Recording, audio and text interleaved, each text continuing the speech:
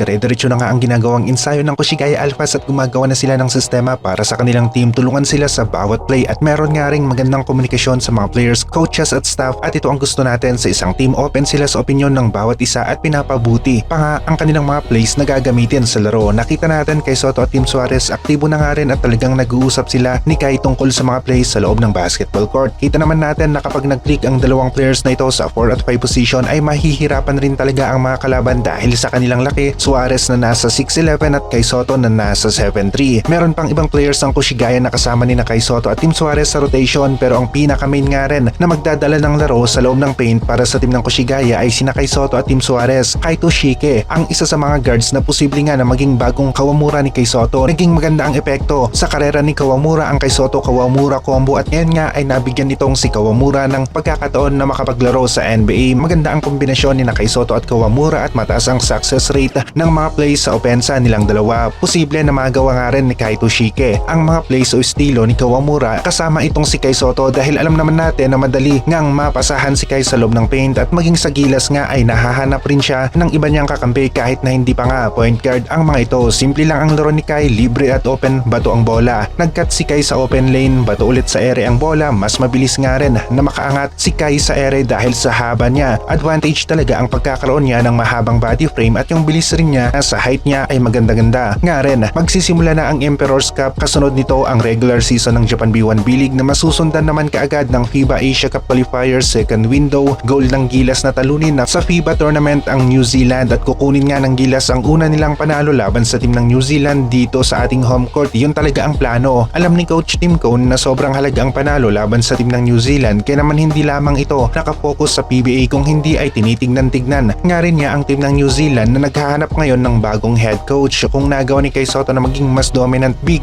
laban sa players na naglaro rin sa NBL Australia ay kaya rin niya itong gawin para sa team ng Gilas kapag nagharap na ang New Zealand at Gilas Pilipinas. Explosive at sarap panoorin ang nagagawa ni Kai na opensa sa loob ng paint at kasabay nito ang unti-unti pa ngang paglaki ng kanyang katawan habang papunta siya sa peak age ng majority ng mga atleta at karamihan sa mga basketball players ay nasa kanilang kalakasan kapag nasa mid-20s na ang edad ng mga ito. Mainit-init nga rin ang laro ni Kai Soto at galing siya sa Olympic qualifying tournament. High-level competition ang huli niyang laro kaya naman asahan natin na hindi magdadalawang isip si Coach Ansay na gamitin itong si Kai sa 4 at 5 position. Sa Koshigaya team, nakakuha ng papuri si Kai Soto dahil sa performance niya lalong-lalo na laban sa team ng Latvia na kung saan na ipakita nila ni Junmar Fajardo ang kanilang pagiging dominant sa loob ng paint at isa ito sa dahilan na nakikita natin kung bakit nga rin gagamitin ni Coach Ansay sa 4 at 5 sina Kai Soto at Team Suarez. Ganito nga rin ang estilo ng mga European teams lalong-lalo ng France, Wembanyama at Rudy Gobert sa 4 at 5 at yung papalit pa sa rotation nila kapag magpapahinga yung isa ay matangkad nga rin. Uso na ngayon ang combo big sa 4 at 5 position, parehong malakas sa loob ng paint dahil sobrang halaga talaga ng shaded area. Isa ito sa nagdadala ng takbo ng laro, mas maraming rebound, mas mahigpit na depensa sa loob ng paint at swabe na opensa sa loob ng paint ang madalas na nagpapapanalo sa isang team. Gaya na lamang ng napupuna ng mga fans, Junmar Fajardo ang GOAT ngayon sa PBA para sa akin dahil dominant talaga siya sa loob ng paint at maging sa international competition ipinapakita ni Junmar ang magandaan niyang laro. Para sa Gilas second window, ang inaabangan natin ay ang laro nila kontra sa team ng New Zealand na kung saan dalawang bigating team sa Asia ang magbabanggaan, maging ang New Zealand nga rin ay alam kung gaano nakalakas ang Gilas ngayon. Kaya naman naghahanap sila ng bago at magandang adjustment na kung saan sinimulan nila sa kanilang coach kagaya na rin ng Gilas mula kay Coach Chot Reyes papunta kay Coach Tim Cone. Sa Koshigaya naman at kay Kai Soto ay ang laro nila sa Emperor's Cup na kung saan posible na magharap kaagad sina Kai Soto at AG Edo sa final round ng Emperor's Cup ngayong Setyembre. AG Edo nga rin ang isa sa inaasahan natin na mas lalo pa ngang magpapalakas sa Gilas team laban sa team ng New Zealand.